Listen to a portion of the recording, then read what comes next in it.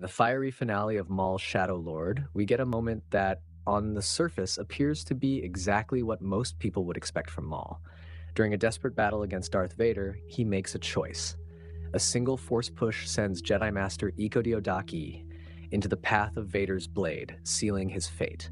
It's a cold, monstrous act of self-preservation and manipulation. But according to the framework the series has built, the truth behind Maul's decision is actually far more psychologically complex than a simple act of betrayal. What if this moment of treachery wasn't just mindless evil, but was the only logical move for a being taught through unending agony that survival is the only law that matters? Because in Maul's own mind, there was a genuine part of him that saw Master Daki as an ally, but an ally whose philosophy was going to get them all killed. Today, we will be continuing our breakdown of the fascinating psychology of Maul in Shadow Lord and explaining why, from his own broken point of view, he was absolutely right to betray Master Daki. We'll explore how his entire life made this betrayal not just a possibility, but a strategic and, in his mind, necessary act that makes the moment infinitely more tragic and layered than many realized. To understand the betrayal on Janix, you have to understand the pain that began decades earlier on Dathomir. Maul's life was never his own. It was a canvas for Darth Sidious to paint a masterpiece of suffering. The recent flashbacks in the Shadow Lord series drive this home more than ever. We see Sidious forging Maul in the cruelest of fires, twisting his love for his mother into hatred for her supposed abandonment, and teaching him that protectors, family, masters, allies will always fail you.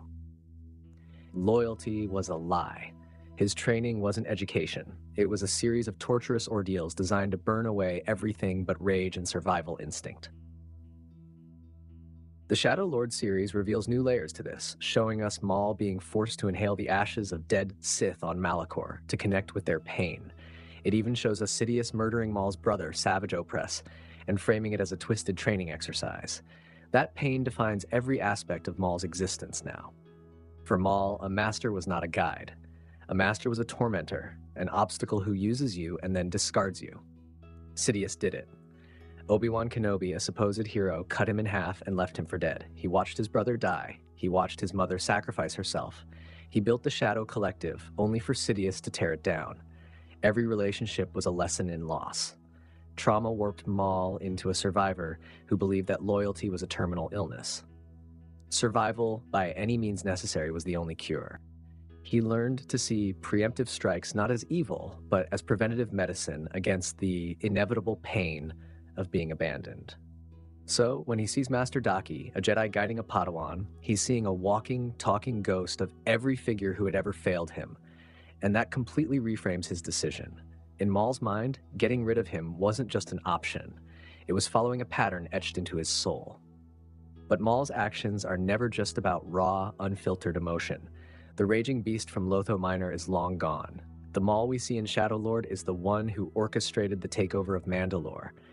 He is a chess master, an architect of ruin, patiently moving his pieces, waiting for the perfect moment. His arrival on the Empire-untouched world of Janix was a calculated move. And when he encountered the disillusioned Padawan, Devon, and her master, Daki, he didn't see allies. He saw a weapon. The alliance against Vader was, for Maul, a temporary fiction. As Sam Witwer has noted throughout the series, Maul is constantly testing and teaching Devon. He attempts to humiliate Daki in their debates, not just out of arrogance, but to demonstrate to Devon the supposed weakness of the Jedi philosophy. He is speaking to a reflection of himself. Master Daki was the anchor holding Devon to the light. He preached patience and defense. But from Maul's perspective, those ideals were a death sentence in the age of the Empire. Maul's frustration with Daki stemmed from this core belief. Daki simply wasn't doing what was necessary to survive. And Maul, having fought this war his entire life against Sidious, believed he knew better. So he played the long game. He feigned cooperation. He fought alongside them. He let Daki believe they were a team, all while he was simply waiting for the board to be perfectly set. He wasn't just looking for an apprentice, he was looking to forge an echo of himself, and Daki was the last remnant of that old, weak world that needed to be shattered. The final battle is the culmination of this strategy. As Maul, Devon, and Master Daki face Darth Vader, Maul's mind works with chilling clarity. He's not just a fighter, he's a strategist assessing a losing battle. First comes the realization, they cannot win, not head to head. Vader is too powerful. To him, the Jedi's hope is just another word for naivete. Second, the cold calculation. In this moment, Master Daki becomes a tactical liability and a strategic obstacle. His death would achieve three critical goals at once. It would secure his apprentice by breaking her spirit, eliminate his philosophical rival, and create the perfect distraction for his own survival. And third, the action. The Force push is not a desperate, flailing move. It is precise, economical.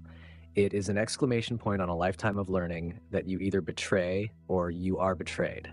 He shoves Daki directly into Vader's path as an offering. Devon, distracted by the 11th brother, only sees the aftermath. Her master cut down. The gains are brutally efficient. Devon's grief ignites into rage, making her vulnerable. The only thing standing in the way of Maul's complete control over her is now gone.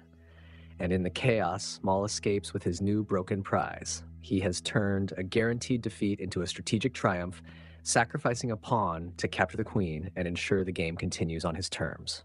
So was Maul right? Objectively, by any sane moral standard, no. He sacrificed an ally and manipulated a grieving apprentice. It was monstrous. But from Maul's perspective, the only perspective that matters to him, it was the only logical, correct, and justifiable move. His entire existence has been a lesson taught by Darth Sidious. Power is the only truth, and betrayal is its most effective tool. Loyalty gets you killed.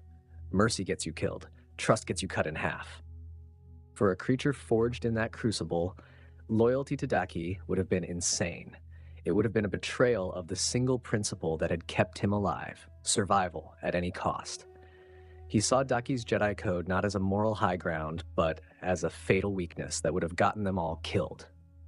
This is why, in his own twisted way, he believes he is saving Devon. In his mind, he didn't just murder Daki, he surgically removed a cancer. He wasn't just seducing Devon to the dark side. He was liberating her and giving her the gift that had saved him time and time again, the power of her own rage. When he promises to have their revenge, he believes he is saving her, just as his own hatred saved him. The betrayal wasn't a moment of weakness. It was the ultimate expression of his control and his philosophy. In the dark, twisted logic of the Sith, where strength is the only virtue and survival is the only law, Maul wasn't just right, he was perfect. Maul's story is one of the most tragic in all of Star Wars, a cycle of pain that seems endless. The betrayal of Master Daki is one of his darkest moments, but as we've broken down, it's also one of his most logical. But here's the big question. What do you think of Maul's justification? Was this Maul's most calculated move, or was there another moment in his long life that stands out as his most cunning? Let us know in the comments below. And as always, if you want to dive deeper into the shadows of the galaxy, we would be honored if you would join us. Make sure to like, subscribe, and hit that notification bell for more stories from a galaxy far, far away. May the Force be with you, always.